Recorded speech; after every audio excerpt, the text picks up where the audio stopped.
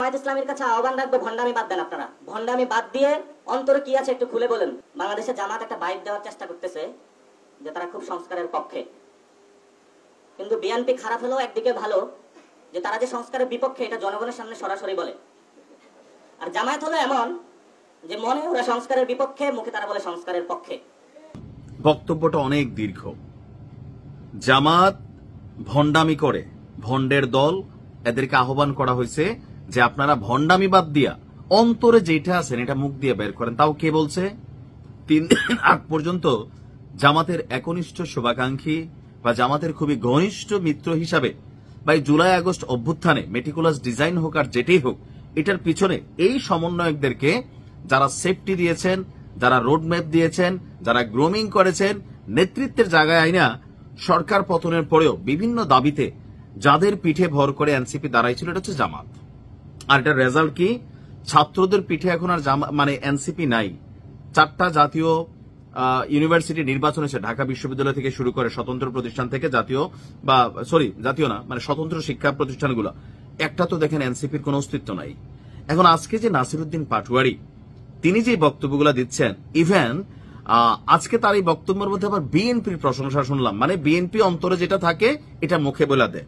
মুনাফেক না, মুনাফেক কারা? যারা অন্তরে একটা রাখে, মুখে আরেকটা বলে। তো জামাতের যে বক্তব্য, এই মুনাফেকের আরেক নাম হচ্ছে কি এখানে ভণ্ডামি। জামাতের নেতাকর্মীরা আপনারা আসলে বিষয়টাকে কিভাবে দেখছেন?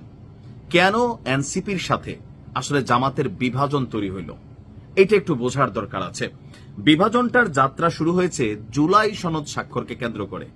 কারণ আমরা যতদূর দেখলাম, জুলাই সনদে স্বাক্ষর করার ইস্যুতে জামাত পিছ পাচ্ছিল। হুট করে যখন জামাত স্বাক্ষর করে বসলো, এনসিপি একা হয়ে গেল। এখন বিএনপি করে দিছে, সরকার একটা শক্ত সাপোর্ট পেল, এনসিপি সরকারের কাছে একটা হালকা দল হয়ে গেল। কেন? যদি ধরেন এই জুলাই সনদে জামাত স্বাক্ষর না করত, এনসিপির জায়গাটা আরো শক্ত হইতো। সরকার মনে করতো না তাদের উপর একটা শক্ত শেল্টার আছে বা একটা প্রভাব তৈরির সুযোগ থাকতো। কিন্তু জুলাই সনদে জামাত যখন স্বাক্ষর করে ফেললো, বিএনপি স্বাক্ষর করে ফেললো, বাকি যে দলগুলো আছে রাজনীতির মাঠে, এনসিপি ছাড়া এই মুহূর্তে জাতীয় পার্টির তো দাওয়াতই দেয় না সম্ভবত, সরকার একটু চাঙ্গা চাঙ্গা ভাব হয়ে গেল। এনসিপি একটু মাঠের মধ্যে ওজন হারাইলো। এমনকি তারা পুরোপুরি বলল যে জামাতের ঘাড়ে দোষটা চাপাই দিল যে তারা প্রতারণা করছে।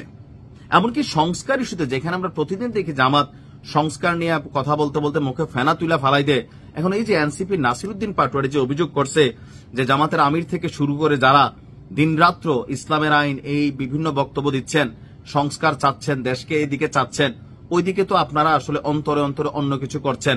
আপনারা মুখে সংস্কারের কথা বললেও আসলে সংস্কার করছেন না। এখন এই বিষয়গুলো কিন্তু আমরা আমজনতা জানি না। এটা জানে কারা? এনসিপির সাথে জামাতের বৈঠক হয়, একসাথে চা বিস্কিট খায়, অথবা পেছনে পেছনে অনেক আলোচনা চলে। এই নির্বাচনের আগে কত কিছু যে পেছনের দরজা দিয়ে ঘটতেছে। এখন এই যে বিভাজনের পরে এনসিপির এই ধরনের বক্তব্য জামাতের রাজনীতিকে কোনোভাবে প্রভাবিত করে? কিছুটা করে। আবার অনেকাংশে এনসিপি নিজেই এই ধরনের বক্তব্য দিয়া সোশ্যাল মিডিয়াতে তারা এতদিন যে একটা ব্যাকআপ পাইতো জামাতিদের, এখন আবার ধরেন হ্যাঁ না ভোটেও কিন্তু জামাতের একটা ব্যাকআপ তারা পাচ্ছে। কিন্তু এর বাহিরে এই ধরনের বক্তব্যগুলো যখন আসে, সোশ্যাল মিডিয়া বলেন, রাজনীতির মাঠে বলেন, এনসিপি কিন্তু আস্তে আস্তে দল শূন্য হয়ে যাচ্ছে। আবার জোটের ব্যাপারও বলছে। এই নাসিরউদ্দিন পাটোয়ারি বলছে 1971 সালে জামাত অনেক আকাম করছে, মানে রাজাকারের ভূমিকা যেটা ছিল, স্বাধীনতা বিরোধী যে অবস্থান ছিল, নাহিদ ইসলাম বলছে এদের সাথে জোটে যাওয়ার প্রশ্নই আসে না। এখন টোটাল পারসেপশনটা যেদিকে যাচ্ছে, কেউ কেউ বলছেন যে এনসিপি আসলে বিএনপির সাথে কানেক্ট হচ্ছে দিন শেষে। কারণ এখন তাদের বিএনপি নিয়ে একটু সুর বদলাইছে। যেই ভাষায় জামাতরে ধরে, এই ভাষায় কয়েকদিন আগে বিএনপিরে ধরতে নাসিরউদ্দিন পাটোয়ারিরা, তাদের বিরুদ্ধে ঝাড়ু মিছিল, জুতা মিছিল, অনেক কিছু হয়েছে। কিন্তু এরপরে আস্তে আস্তে এখন আবার জামাতের বিরুদ্ধে অবস্থান। এইটাও কি অবস্থান নাকি আসলে কোনো কৌশলগত অবস্থান, সেটা নিয়ে আমরা কনফিউশন। আমরাও চাই আপনাদের অন্তরে কি, মুখে কি, এগুলো ক্লিয়ার করেন মানুষের কাছে। ভালো থাকুন।